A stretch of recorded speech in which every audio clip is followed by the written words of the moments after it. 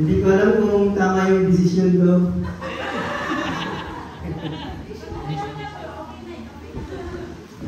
Sige, taste lang.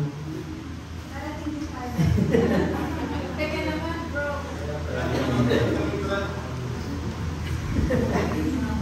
Ayun, so, ano na no, Burma na. Mararanasan na natin or marami na natin ma-experience yung tagtabi. So, pwede pong batiin natin muli yung ating mga katabi na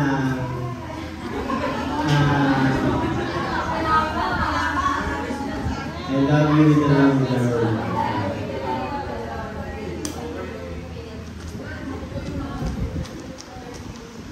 Yan. So, tayo po lahat tayo tumayo at basahin po natin yung ating declaration of faith ng sabay-sabay at mula sa puso. Today, I will listen to God's word. It empowers me by its instructions and corrections, giving me the strength to take the right direction and lead me deeper into the path of godliness. It was sent so I may be complete and equipped to every good work, to serve man and to glorify God. To God be the glory. Yeah. So, tayo pong lahat ay manalangin muna. Muli. Heavenly Father, muli ay kami po ay dumudulog sa inyong harapan, O Diyos. Tunaya na kayo ay aming banal na Diyos na we want, Lord, na to love no one than we love the Lord and hate nothing more than we hate sin. Lord, nais po namin na maging kawangis ninyo, Panginoon, at patuloy nga po na kami ay inyong baguhin sa bawat araw. Sa umagang ito, Lord, ay kami po ay dumidepende sa inyong kapangyarihan, O Diyos, at hindi sa aming sariling kalakasan, Panginoon. Lord, naway panatilihin niyo po yung joy na nasa aming mga puso ngayon and hanggang matapos po yung aming celebration ng worship ngayong umaga. Kami po ay inyong turuan, O Diyos, na kung ano po yung mensahe na nais nyo pa-did sa aming umaga. Sabi niyo po ako sa inyong likuran at nawa yung glory ninyo yung makita, mag-reveal, and ma-encounter ng bawat isa yung presence ninyo.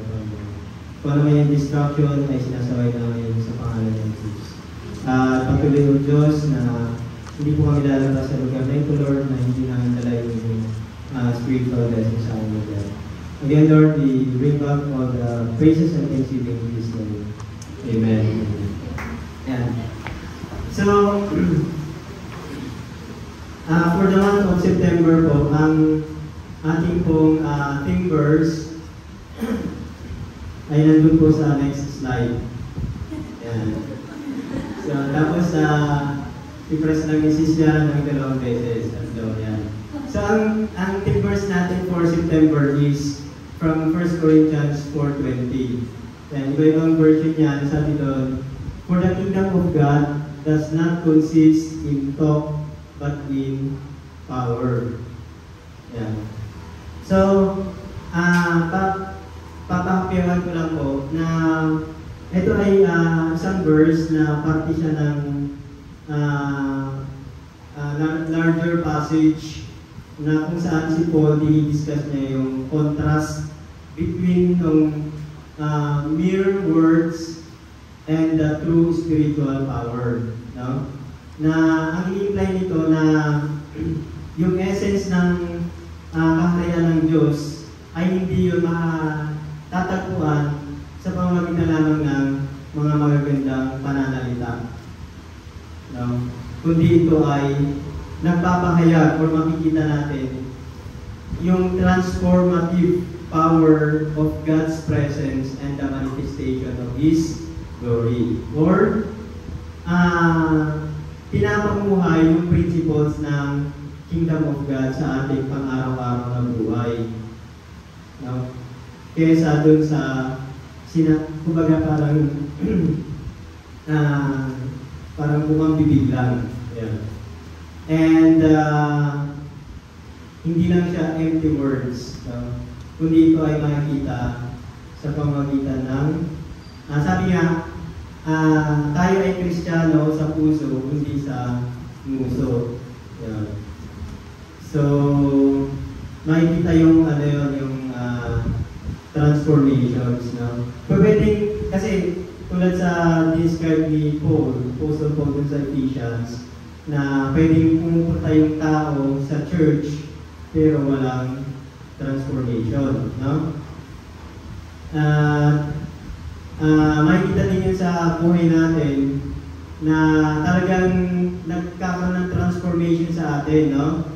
Na kailangan meron tayong desire sa prayer, desire sa fasting, at meron tayong passion. Kung wala yun, magtaka na tayo. Meron ba tayo na nasa atin ba yung Spirit ni God? Yeah. And yung context ng verse na to is kasi yung sinasabi kasi nila from chapter 1, yung kay Paul ako sinusunod ko si Apollos, ako kay Peter, sabi na naman iba, I follow Christ. So, hindi sa ganon. And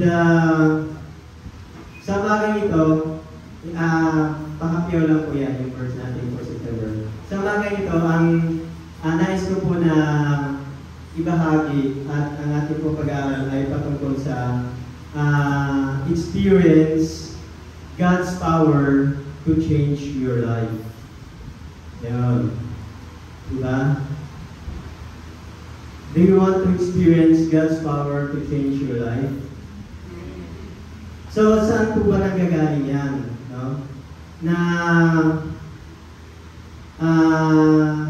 itong power na to na nakita sa mga men and women of God, no? Na nagkaroon dun sa time ng Pentecost, no? Dun sa Acts, nagkaroon ng outpouring of the Holy Spirit. Dun nag-start, no? Kaya nakita yung power ni God dun sa mga men and women, no? And sa kapangyarihan ito, dahil sa power na to, is ito ay God-given power which enables Christians to fight sin and boldly proclaim the gospel and live a life that seeks the kingdom of God. Kung titignan natin, maraming nagsabi, ay gusto ko na magbago talaga. Meron akong kilala, very close sa akin, na may nangyaring trahedya sa family nila. So, na-accident yung 7-year-old na bata, anak nila. And then sabi ng father, magbabago na ako, hindi ako susugal, pabantay ko na lagi yung nato. But then, after that, hindi rin talaga nangyari. So, mostly tayo, no? Kailangan pa natin kumantay ng mga seminars, conference, no? Or yung mga gusto natin baguhin sa sarili natin, ba? Mula ngayon, magda-diet na talaga ako. Pero mamaya, ay bukas na lang pala. O kaya, mag-i-enroll ako sa gym. Yun, bibili ako ng bagong attire, ng pang-sports. Dapat sisipagin ako na mag-jogging. Mga 2 weeks, wala na rin, di ba? Balik sa dating gawin. Ang hirap ng bago, no? So, sabi niya, mahirap na gawin yon kung wala tayong power to do it. No? Example, gusto ko nang tigilan yung addiction ko sa pornography. Nagagamit ko ang aking cellphone sa panunood ng pornography. Pero ang hirap ko itong labanan. No? I lack the power to do it. No? Ano nga ba yung makakatulong sa atin? No? Na may nandun yung desire natin, but nandun yung willingness natin, but it's another thing to have the ability or the power to do it. No? Napakahirap unless we encounter God in our lives. No? So this is the good news. Sa Christianity offers the power that we need para dun sa mga pagbabago na ninanais natin sa ating buhay. Unang-una, the resurrection power of Christ is available to change your life. No? Na sa New Testament, yung word na power, ang Greek word doon is dunamis, na translated siya sa English na dynamic or dynamite. Di ba pag sinabi kong dinamita, talagang malakas sumabog, di ba? Powerful. So, sa New Testament alone, 57 times lang natin ang yung word na power. Yan. And, di ba may kata nga, sabi doon na, I will the resurrection power of Christ alive in me, and I am free in Jesus' name. Yan, patalas-tas lang yan ang nakalimutan may church yung yan. Sa buhay Kristiyano, the most important thing in life is knowing Christ and experiencing the power of His resurrection. Diba nung mga nakarang linggo na pag-aaralan natin, yung about sa treasure, pag natagpuan mo ngayon, yung kaharian ng langit, no? Na nakilala mo na si Kristo, na-experience mo na yung power ng kanyang resurrection, ay hindi mo ito ipagpapalit sa kahit anong kayamanan. Philippians 3:10. Sabi sa Philippians 3:10, I want to know Christ. Yes, to know the power of His resurrection and participation in His sufferings, becoming like Him in His death. So sabi diyan, I want to know Christ better. Mas gusto ko makilala si Kristo.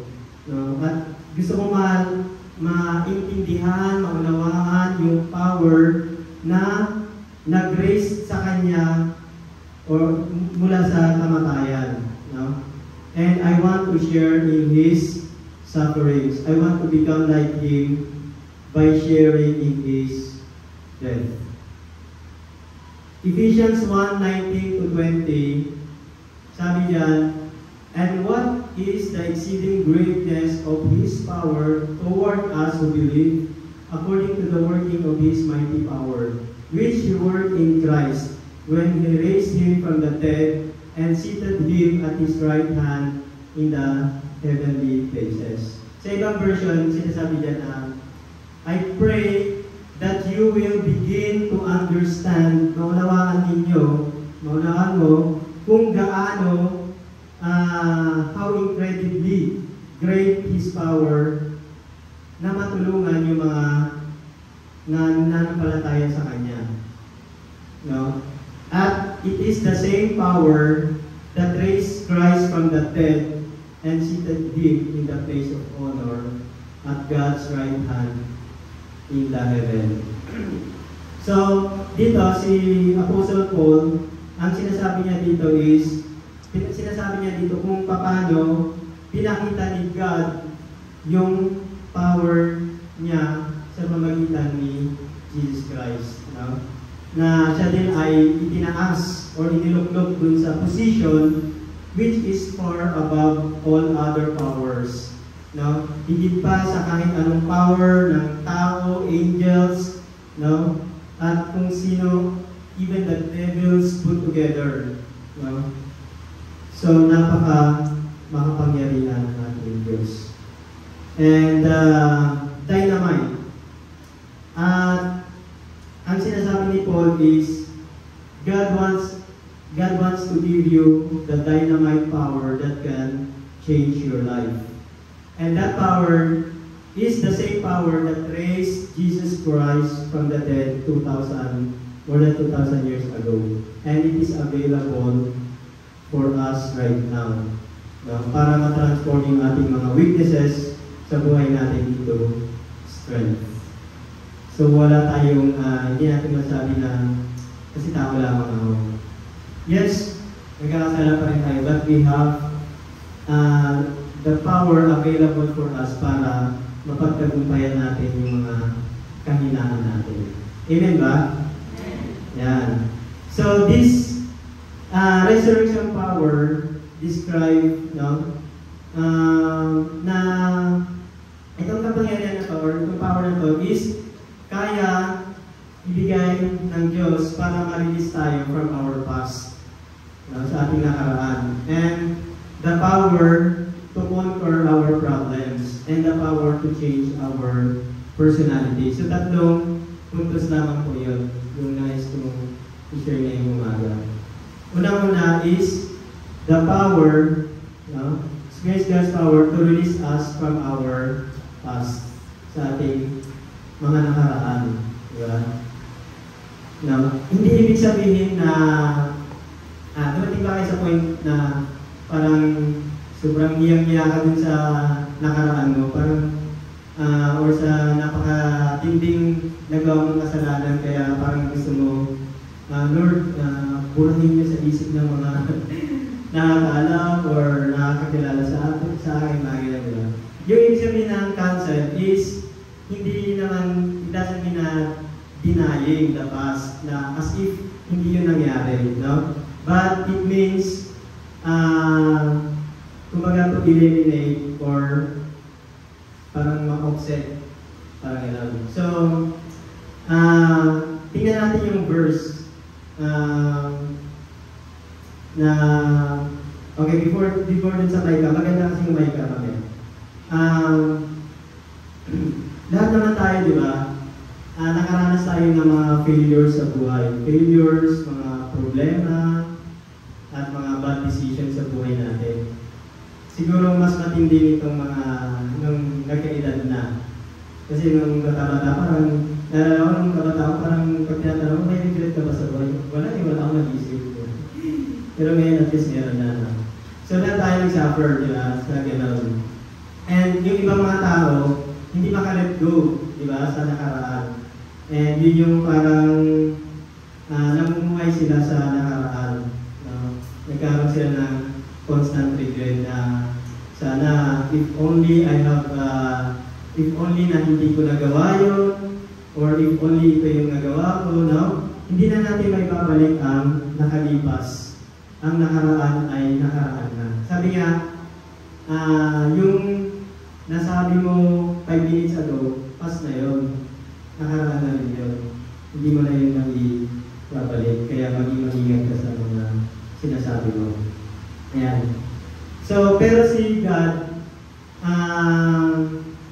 sinasabi niya na hindi na kinakailangan na tayo ay dala-dala natin yung parang meron tayong backpack na napakabigat na dala-dala natin lagi sa likod natin.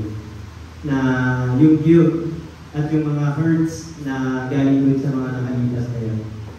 And even kahit nga hindi ganun kabigat halimbawa, cellphone mo, hawak mo, hindi mabigat, di ba? Subukan mo hawakan niya ng isang linggo, walang bitawan. Mabibigat at kapalay, di ba? Kahit mag-ano lang. Yan. So Colossians 2:13-14, sabi diyan, and you who were dead in your trespasses and the uncircumcision of your flesh, God made alive together with Him, having forgiven us all our trespasses, by canceling the record of debt that stood against us with its legal demands. This He sets aside, nailing it to the cross. No? Yung mga dati ay nung hindi mo pa nakikilala ang Panginoon, wala pa siya sa buhay mo, no? Ay tinuturing kang patay, parang walking dead, na dahil sa kasalanan, di ba? But nung nakilala mo si Kristo, tinanggap mo siya sa buhay mo bilang Panginoon at tagapagligtas mo, ay binuhay ka niya, no?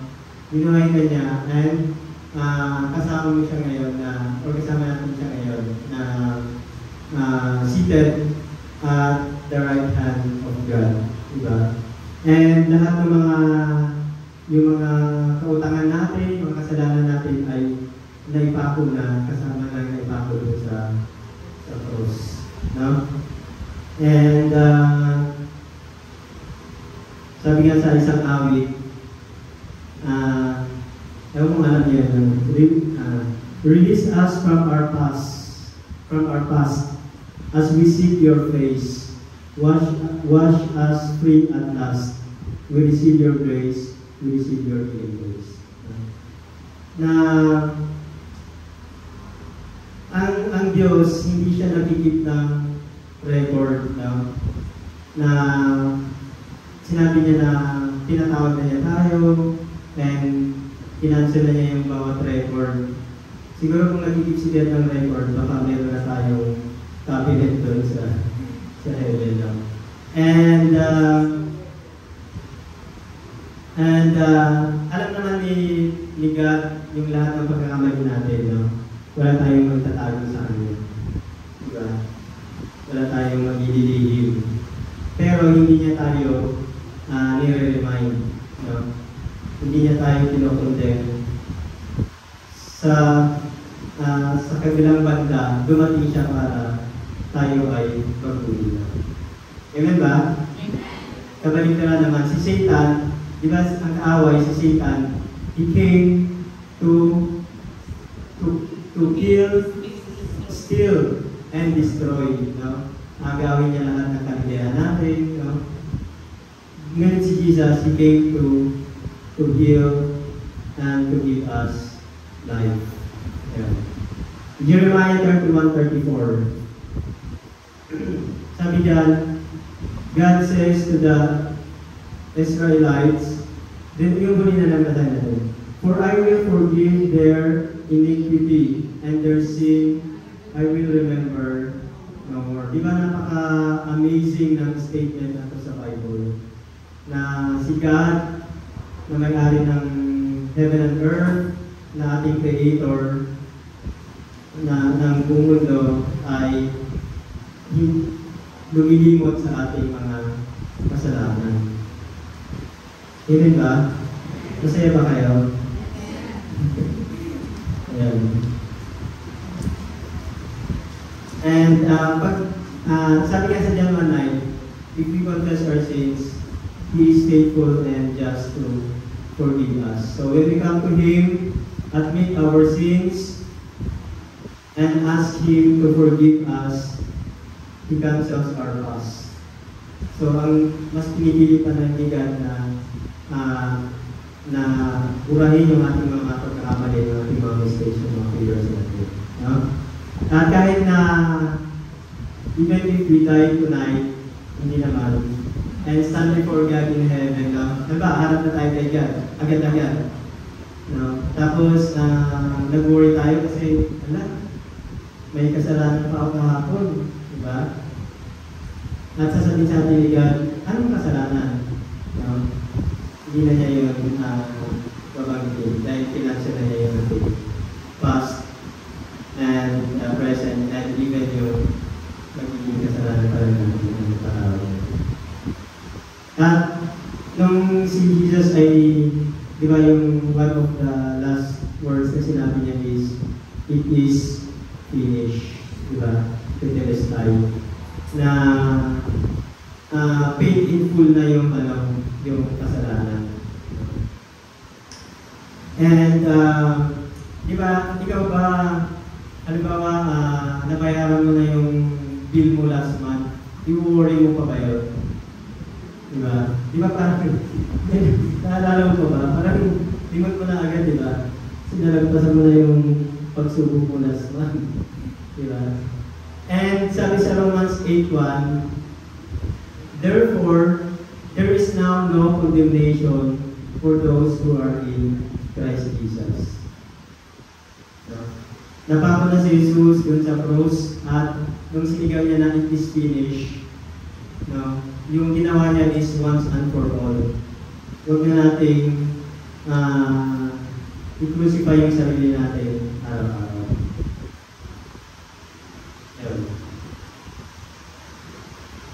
So, si God ay nililimot niya ang ating kasalanan the moment na tayo ay nag-confess na. No? And, isipan mo ba kayo? Yeah. Kasi ako, alas 3 kasi hindi naman ko.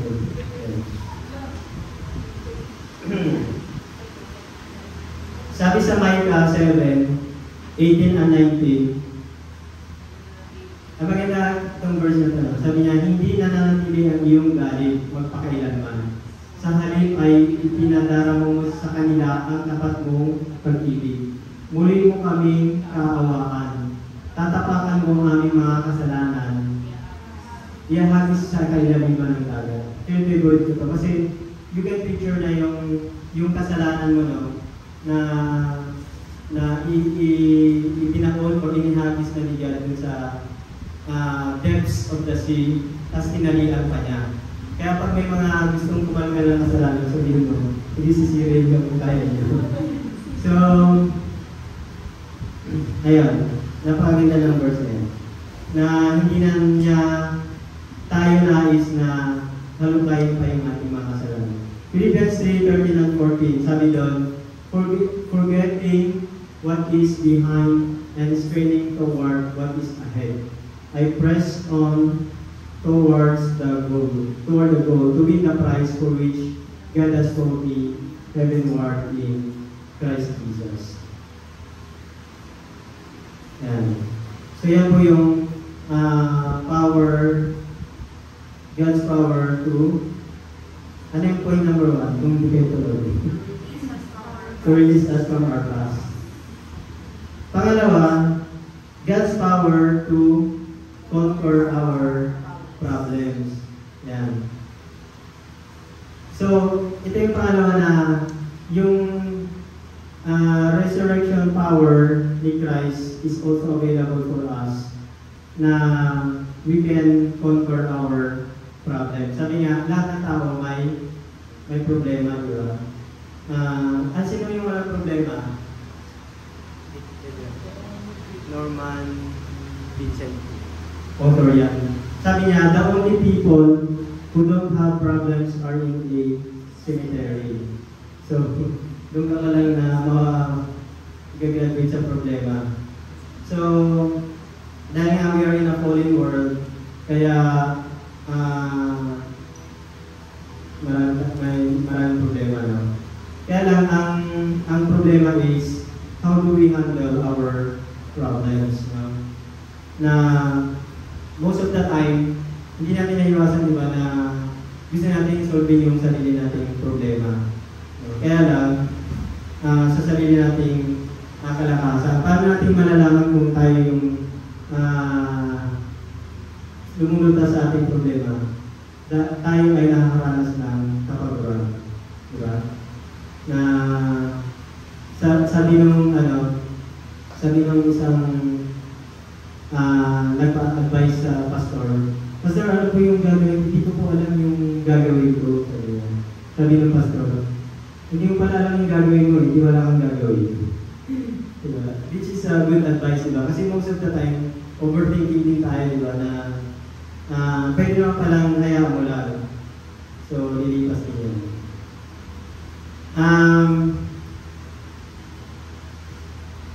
Romans 8:35, sabi dito, who shall separate us? Pwede kayo naman magbasa? Sige. Shall separate us from the love of Christ? Shall trouble or hardship or persecution or famine, or nakedness or danger or sword? He answers this question in verse 37. No, in all these things we are more than conquerors through Him who loved us. Yun ang pala yung loves ko. Pero,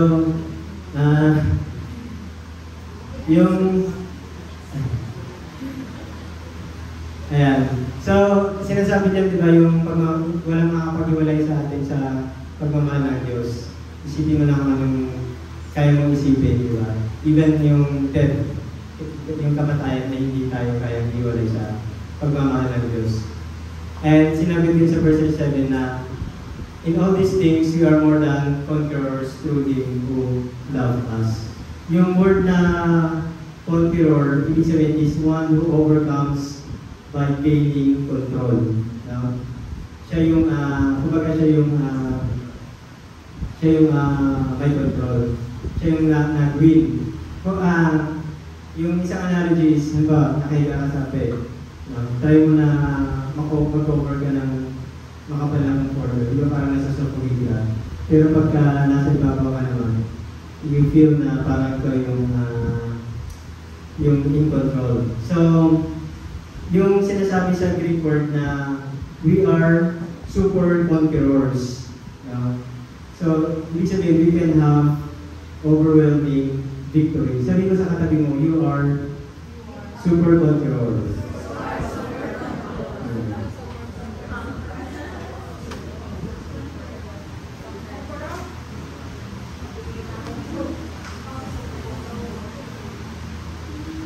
So kahit na gaano ka-dilim yung ating pinagdadaanan sa buhay, God can turn it around. No? Kahit na gaano naka-hopeless yung situation, still God can bring hope in our lives. The same power that enabled Christ Jesus to rise from the dead allows us to rise above our problem. Sabi nga, di ba, tell your problem, I have a great God. So, amen ba? So, sa darating na linggong to, huwag mo natin i-worry. Kasi, we are more than conquerors. We can rise above our problems. And we are overcomer. Pangatlo, habang naliligaw sa practice. Kakatawa sana ako yung overcome. Pero sa special number na lang. Pangatlo is the same power that dun sa resurrection ni Christ, we can have power to change our personality. Yeah. So una is power to release us from our past. Pangalawa is power to overcome our problems. And pangatlo is power to change our personality. Yeah. And ano yung gusto mong baguhin sa sarili mo? Meron ba? For sure, meron naman siguro. Dati nung medyo kabataan, sabi ko sa isang sister, ay, kala ko perfect na ako. Kala ko talaga, totoo yun, kala ko wala akong pagkakamali. No?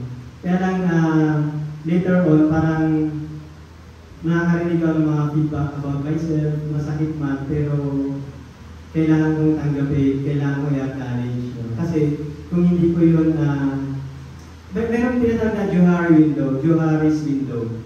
4 na quadrant yun. Yung sa first quadrant, ano na lang, others don't know you, you also don't know yourself. Then sa isang quadrant, others know you, you don't know yourself. No? Ibang tao, kilala kayo, pwede mo kilala. Sa isang quadrant, you know yourself, others don't know you. Tapos din naman sa pang quadrant, others know you and you know yourself. So, it doesn't mean naman, di ba, na lahat naman is tatanggapin natin. But, if we know, sa sarili natin na totoo naman yun, we have to admit and make something na, kumbaga, may action item ka para baguhin yung sarili mo. No? Most of the time, maririnig ko rin yung sinasabi na ganito na kasi ako, yung pinanganak na akong ganito. Talagang nature ko na to yung madaling magalit. No? O kaya madaling maninis, or masungit, di ba? So, yan na talaga ako eh. Wala kang magagawa. Pero, meron pa rin tayong, kumbaga, sabi nga, di ba, power to change our personality. Si God, meron siyang dalawang steps kung paano yung process, paano tayo binago. Unang-una is, yung sa 2 Corinthians 5:17. Yun yung the moment na when we commit, nung nag-commit tayo ng ating buhay kay Jesus Christ. Sabi doon, if anyone is in Christ, he is a new creation. The old has gone, the new has come. Nung bagong Christian ako, nung bagong palang mananampalataya, sarap-sarap ng verse na ito, talagang feel na feel ko ito, no? Isa ka ng bagong nilalang. No? Yung dati mo, wala na. No? Nung minsan, napunta ako sa Singapore, tapos nakita ako ng mga coworker ko dati sa Pilipinas, sa MRT. Sabi sa akin, iba ka na. Sabi yan, malaki yung pinagbago sa'yo. Sabi ko, bakit mas naging cute pa ako? Sabi ko, joke lang yun, joke. Pero, hindi, alam ko naman na they were pertaining dun sa, more on sa character. No, na mayroon at mayroon na bago talaga. And, minsan niya, gusto kong balikan yung mga kakilala ko nun nung mga elementary, high school, gusto kong tanongin, ano ba ako nun? Hindi ko na kilala yung sarili ko. Hindi, yun ay dahil sa grace ni God, di ba? Na nung nakilala natin siya is, kaya niya tayo na baguhin. Walang posible sa Panginoon. And the moment na we were born again, no? Na being born again, hindi sabihin na reincarnated ka. It means na nagkaroon ka ng bagong buhay, new life in Christ, may bagong panimula, no? New beginning, and fresh start. And malaki yung pagkakaiba kaysa dun sa dati. No? Actually, yung short testimony lang, kasi para sa iba talaga ako, din sa dating tinatinag ko na simbahan nung di pa nakakilala sa Panginoon. Kaya lang, napansin ko, may ikaw magsugal, pa ako nagpapagamit pa ako sa harapan na mag-serve pa rin. Tapos, pag umuwi ako sa bahay, tumalaban ako sa magulang ko, talagang nagmumura din ako. Tapos, yun yung una kong napansin na nawala talaga sa akin yung pagmumura. Wala nang sabi sa akin, hindi ko pinractice, no? It's automatic talaga. Yun ay because of the indwelling of the Holy Spirit sa buhay ko na nagkaroon ng new nature. No? Pangalawa, una is yung pagbabago na naranasan the moment na nakilala mo ang Panginoon. Pangalawa is, ito ay sinundan ng lifelong process. No? Na sa Romans 12, sabi dyan, do not conform to the pattern of this world, but be transformed by the renewing of your mind. Then you will be able to test and approve what God's will is, His good, pleasing, and perfect will. So yung pangalawa is a process, lifelong process yan, na more on talagang binabago tayo ng Diyos araw-araw. No? Na nagkakaroon sa buhay natin ng bunga. Nagkakaroon tayo ng fruits. Doon sa Galatians 5:22-23, nandun yung 9 fruits of the Holy Spirit, diba? Na sabi dun sa verse na binasa natin sa Romans 12, na do not be conformed. Medyo may windows na yung sa eating ko tayo. Do not be conformed to the pattern of this world. Ano ba yung mga pattern ng world, no? So ito yung kasama dito yung mga social media, yung TV, yung influence natin ng mga kaibigan. Of course, nandiyan din yung naging educational values natin, educational system natin. Malaking influensya sa atin, no? Kaya sinasabi dito na huwag tayong mag-conform dun sa pattern ng mundo nito. Na kailangan is there must be a renewal sa ating pag-iisip. Let God renew our mind.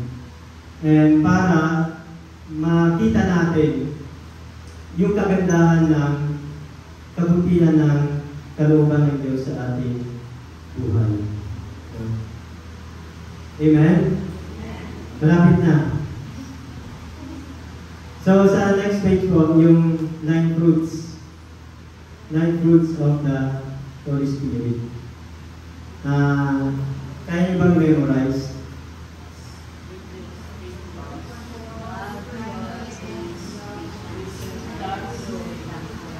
Love, joy, peace, patience, kindness, goodness, faithfulness, gentleness, and self-control. Yun yung mga bunga ng Espiritu sa ating mga buhay. Yung fruit of the Holy Spirit, hindi naman tayo yung nagpuproduce niya, di ba?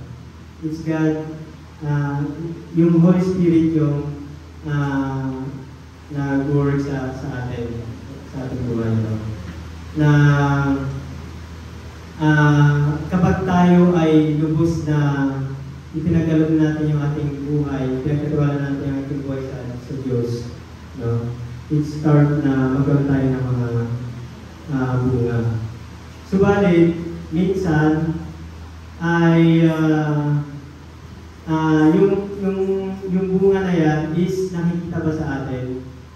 Yung, for example, sa workplace natin, may mga nagsasabi ba sa iyo, uy, na nakikita sa atin yung nag-describe sa atin yung mga qualities na yun. Or kapag tayo ay nagre-rely sa sarili natin, no? Sa sarili nating power, nagiging iba yung bunga. No? Halimbawa, yung love. Loving ka ba or unloving? Nagiging unloving. No? Joy. No? Instead na masiyahin ka ay you feel defeated, depressed, and discouraged. No? Saan nag-describe sa iyo ngayon?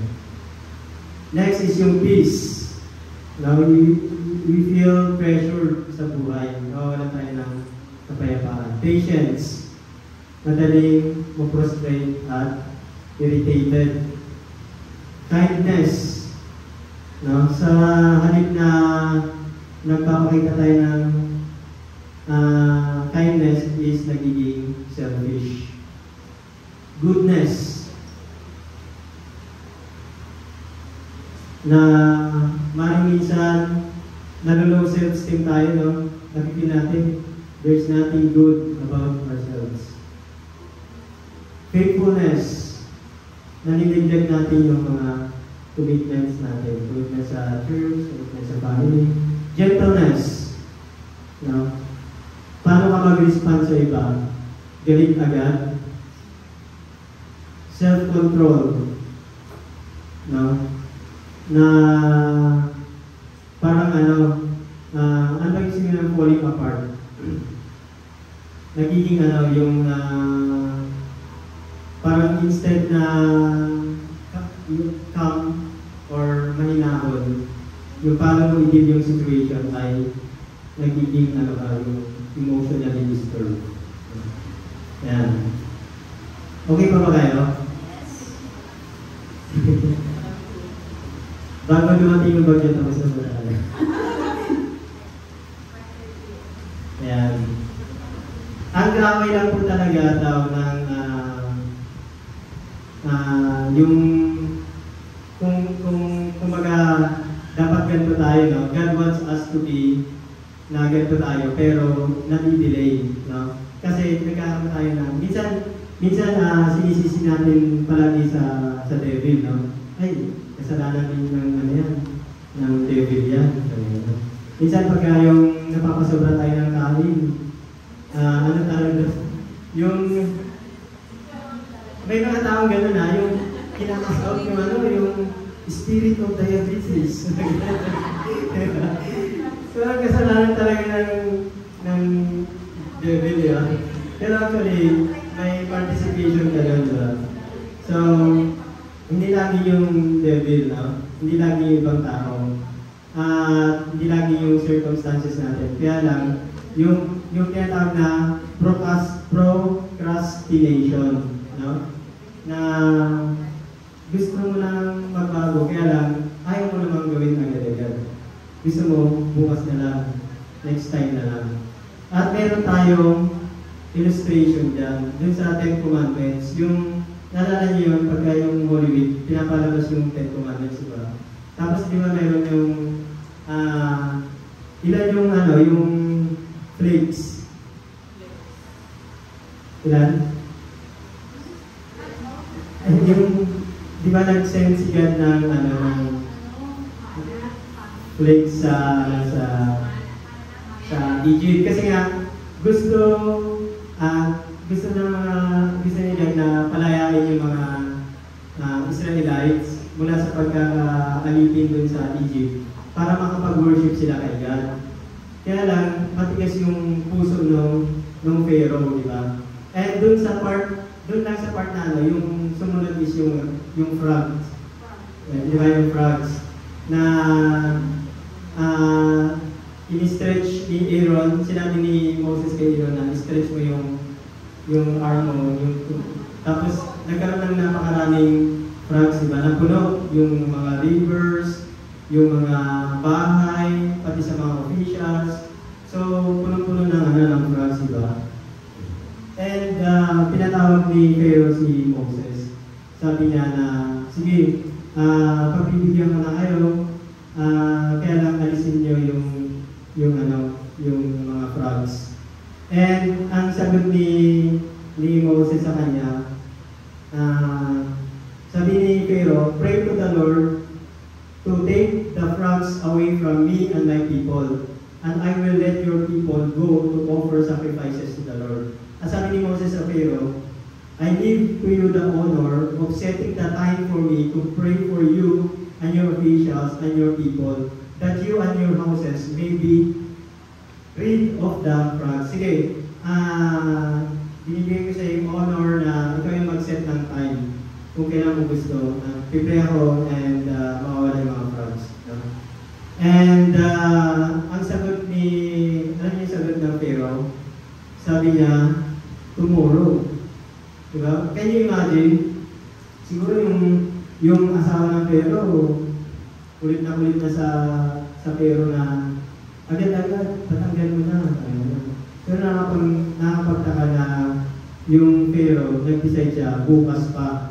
No? Kaya merong famous na sermon hango dito sa kwento na to. Sabi niya, one more night with the frogs. Isang gabi pa kasama yung mga frogs. No? Bakit kailangan na mag-spend ka ng one day or one night with the frogs? No? Kung alam mo naman na yung magiging change is positive. No? Most of the time, nagpo-procrastinate tayo. No? Pinupunta sa natin yung mga pagbabago kasi nagiging complacent or tamad or siguro hindi natin alam kung ano magiging kailangan na nung gagawin decision natin na magbago. Or sadya lang na matigas ang ulo natin. Or proud. No? So, sa pagkakataon ito, ay tayo po lahat ay tumayo. Tayo po ay let's reflect yung mga words na nabasa natin this morning, napakinggan natin this morning, and let's reflect, maggulay-gulay po tayo sa sarili natin.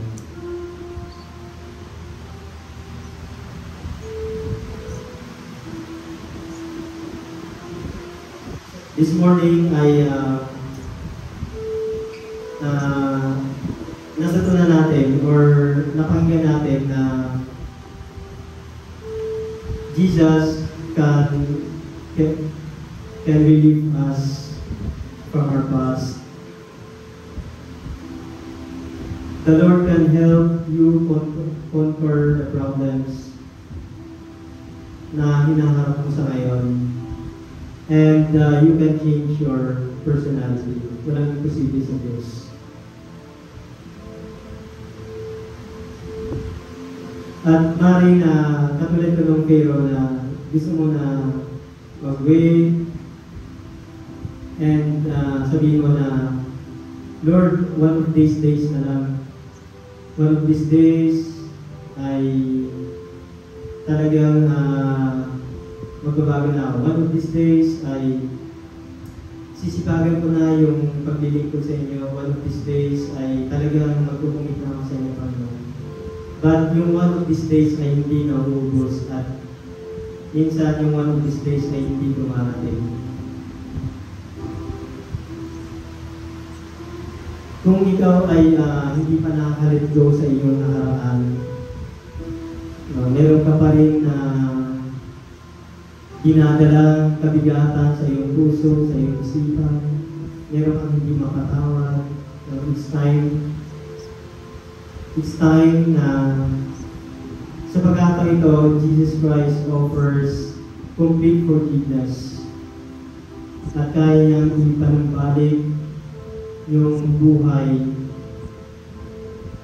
kaya niyang restore kung sino ka, kaya niyang restore yung kasiyahan sa iyong buhay. It's not too late. It's never too late na mag-start ulit. You are never a failure. Magiging failure ka lang kapag nag-give up ka lang.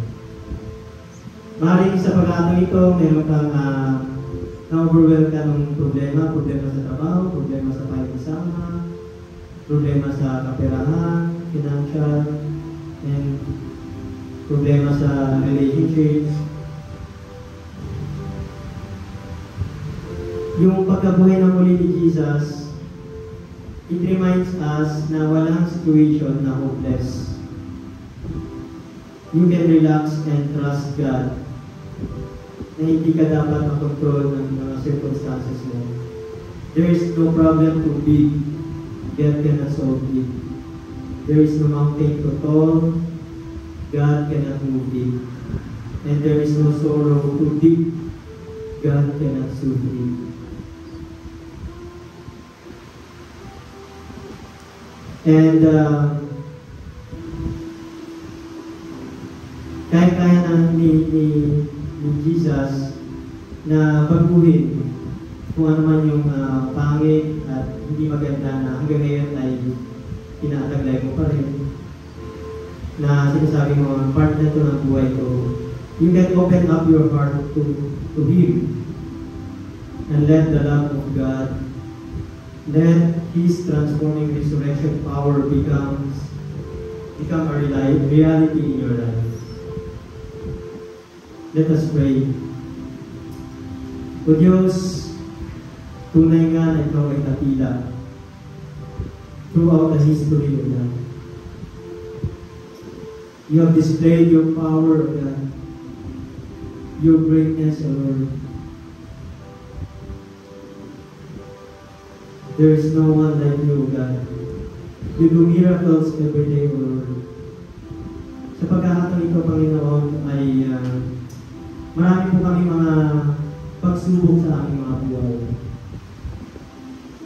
Lord, ayaw po namin na tuloy-tuloy ay sasarili namin or dadali namin yung kabigatan na ito, Panginoon. It's like a backpack na napakabigat na minsan gusto namin hindi kami sa point na parang hindi na namin kaya, Lord. Sobrang nahirapan namin. But you are there, Lord, waiting for us, Lord. Because you love us so much, Lord. Salamat, Panginoon, dahil pinakita ninyo ang inyong dakilang pagmamahal doon sa krus ng Kalbaryo. Nang yung katawan na bayubay, ang pagdugo ninyo ay tumigis para sa aming mga kasalanan. We humble ourselves this morning, Lord. We admit, O God, we are not perfect, O Lord. At kung ano man yung mga weaknesses namin, O Lord, ay pinibigay namin sa inyo ngayong umaga. Ano man yung mga problems namin at kabigatan sa buhay, Lord, we give them all to you, Lord. And replace kung ano man yung anger na nasa puso namin, Panginoon. Replace it with your love, Panginoon. Alam namin na pag binigay namin sa inyo ito, ay meron kayong kapalit na bibigay sa amin. ang anger, Lord, ay mapalitan niyo ng pagmamahal, forgiveness sa aming mga puso. Lord, we just want to thank you, God. We are so grateful kung paano, Panginoon, dahil sa biyaya ninyong Diyos ay patuloy, Lord, na kami ay nandito, Panginoon, na pagpatuloy sa inyo, Lord. And we know, God, na meron kayong in store for us sa future, Panginoon. Hindi pa po tapos, Panginoon, ang iyong pagkilos sa aming mga buhay. Marami pa po kayo, Panginoon, na surprises for us, God. Lord, kaya niyo, Panginoon, na hanapin namin na inyong kalooban at ilang kalooban sa aming mga buhay, God. And na may mag-glorify ka namin sa aming mga buhay, God, today, at sa aming pagpapatuloy, Panginoon. Salamat, Lord. We give you glory, we give you honor, we give you praise. In Jesus' mighty name we pray. Amen and amen. Amen. Tayo po lahat ay makakaulit.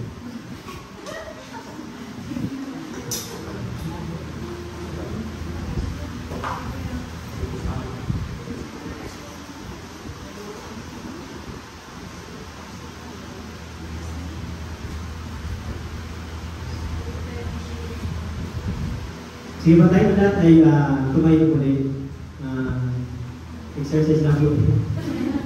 Sabi dito sa 1 Corinthians 11:23 hanggang this is lang ibabasahin natin sa ating pag-aalala sa Last Supper. Sabi dito sa verse 23, "For I received from the Lord what I also passed on to you. The Lord Jesus, on the night he was betrayed, took bread, and when he had given thanks, he broke it and said, 'This is my body which is for you. Do this in remembrance of me.' The same way, after supper, he took the cup, saying, 'This cup is the new covenant in my blood. Do this whenever you drink it in remembrance of me. For whenever you eat this bread and drink this cup, you proclaim the Lord's death until he comes.'" Let's pray. Panginoon, muli ay kami po ay tumutulog sa inyong presensya, O Lord. Salamat, Lord, dahil sa biyaya ninyo. It's only through your grace, Panginoon, na kami po ay makalapit, O God, with clean hands and pure hearts, O God. Thank you, Lord, for justifying us, Panginoon, na sa kabila na kami ay makasalanan, kami po ay pinatawad ninyo, at kami po ay pinawalang sala, Panginoon. And pinahan ninyo, Panginoon, na hindi namin nakalain, Panginoon. Lord, sa araw na ito, we remember, Panginoon, yung ginawa ninyong pag-aalay ng buhay, ng inyong katawan at inyong dugo, Panginoon, dun sa krus ng Panginoon. We are forever grateful, Panginoon, sa inyong ginawa, Panginoon. And we remember, Panginoon, as often as we can, Panginoon. And sa pangit ko, Panginoon, kung naman yung karumihan na nakikita niyo sa aming mga puso, sa aming mga isipan, mga hindi namin pagpapatawad, mga itinanim namin galit, Lord, ay humingi po kami ng papatawaran sa inyo, Panginoon. At ano man, Lord, yung mga pagkukulang ng Diyos, kami po ay humingi ng forgiveness sa inyo, Lord. As we celebrate, Panginoon, yung Last Supper, Panginoon, ay nawa, Panginoon, ay malugod kayo. Patuloy agad na may break namin yung aming thanksgiving sa iyo. This we pray in Jesus' name. Amen.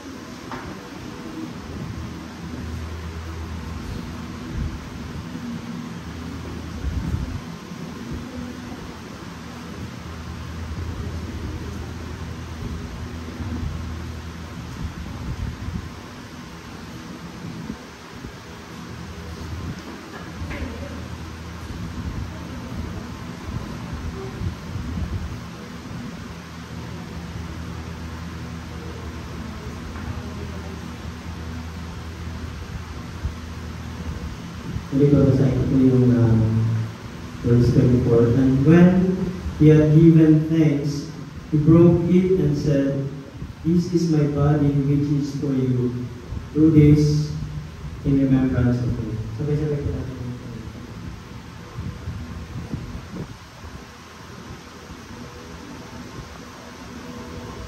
Taas po natin yung In the same way, after supper, he took the cup, saying, "This cup is the new covenant in my blood.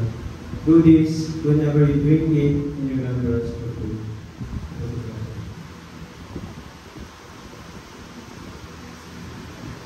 For whenever you eat this bread and drink this cup, you proclaim the Lord's death until he comes. Let's pray.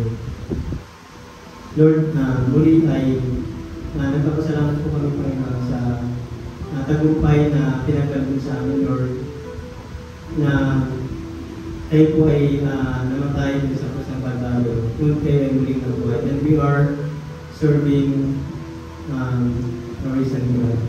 Salamat, Lord, dahil we have the reason to celebrate, and we have the reason na mabuhay kang Lord ng may kasiyahan, may kagalakan, may kapayapan sa puso mo.